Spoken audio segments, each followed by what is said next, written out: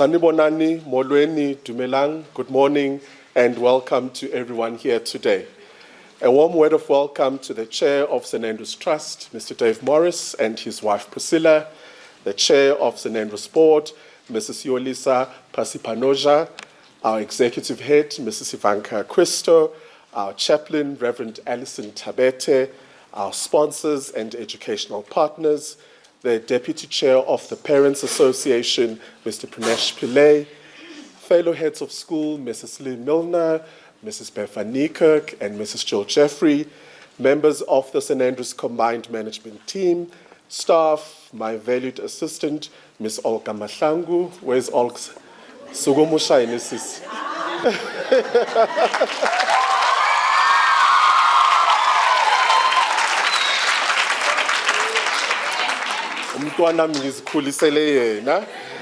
uBambiswano parents, our special guests, and of course, welcome to the young people who are the reason why we are gathered here in celebration and reflection, the students of uBambiswano, and in particular, the grade 9s. Matsoho.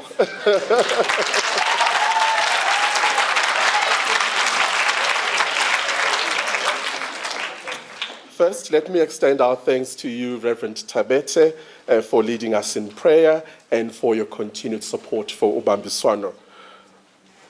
Thanks also to the students for the Bible readings and to Mrs. Acquisto for your encouraging message. At last year's grade 9 prize-giving ceremony, I spoke about uBambiswano's philosophy of whole child development and the positive impact this has on a young person's development and growth. We have continued to live and breathe this philosophy this year, and I still feel wonder, pride, and hope for the beautiful young souls that are passing through our program on an annual basis.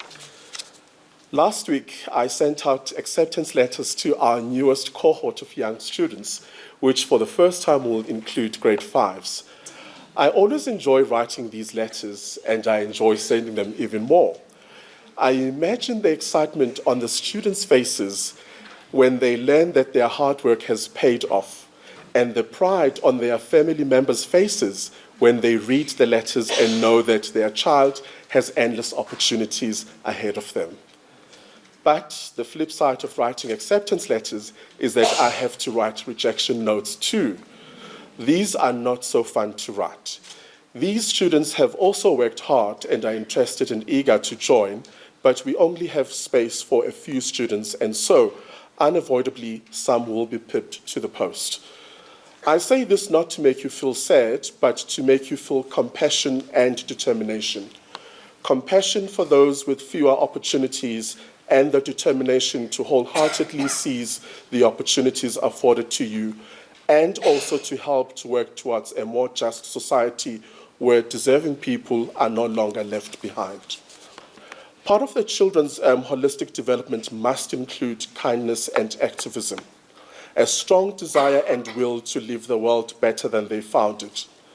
This is not to say that this is an entirely selfless pursuit either.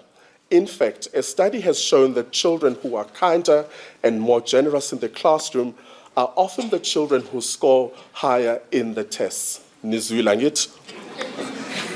It was even shown that the benefits of being kind are enough to offset the early educational disadvantage experienced by children from less advantaged backgrounds. Now, this might sound ridiculous, but consider this, that kind children, kind people often receive more positive attention from peers and from teachers. In other words, if you are kind, you are more likely to attract kindness, and this can have a positive effect on all spheres of your life. Of course, it is not enough to tell children to be kind. Children learn by observation, and they model their behavior on us. So, at all times, we must always mind our words and our actions because our children are watching us. I'm going to have some water.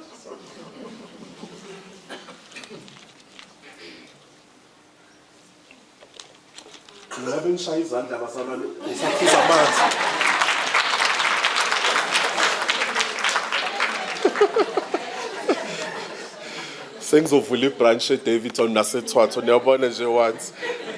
Thank you. While kindness has its own rewards, it is not enough to effect social change. This is where activism comes in. The word activism can feel strong, but consider this. If we want children to grow up to be thoughtful and engaged citizens, we need to help them understand the innate power to care and to do something about the things they care about. We need to teach them to use their voices responsibly. This means that we sometimes have to have difficult conversations with our children. I remember during the July unrest last year, we decided that we would bring it all out into the open during a facilitated session with our students. What it showed me is that our children have the capacity for bound empathy, understanding, and caring. I think we also have to remember that what we are not telling our children, they are making in their minds. They are making up in their minds. Better for us to help guide conversations so that they are productive and fruitful than to ignore issues and assume that our children will catch up later. I want to offer you this one idea, and it is this. Whenever you look at your child, you need to see two people. Your child as they are now, innocent, an open book, a magical being that needs you to nurture and protect them, and your child as they will be in 10, 20, 30, 40 years' time. And that's a scary thought for some of the parents. Remember that you are raising someone who will one day be a grown-up. Who do you want to see that grown-up become? For the parents and teachers, I want to share with you an extract from a well-known poem by Khalil Gibran called Our Children. You may give them your love, but not your thoughts, for they have their own thoughts.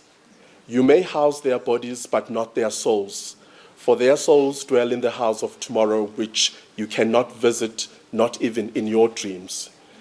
You may strive to be like them, but seek not to make them like you. For life goes not backward nor tarries with yesterday. You are the bows from which your children as living arrows are sent forth. And so, to you, the living arrows that are being sent forth are grade 9s. You are also responsible for your own raising. Yes, you should have fun and be young and as carefree as time will allow, but remember that your choices now will affect who you will become. You might not yet know what you want to do when you are finished with matric, and that's fine, you've got time. But I do want you to consider the type of adult you want to be one day.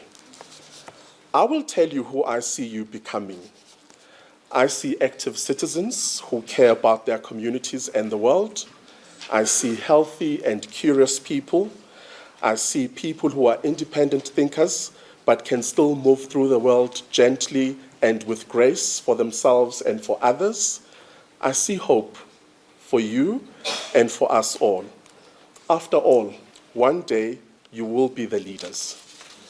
I have been so honored to have known you all. While I am sad to see you go, I am happy for you to spread your wings and continue on this path of becoming. Thank you.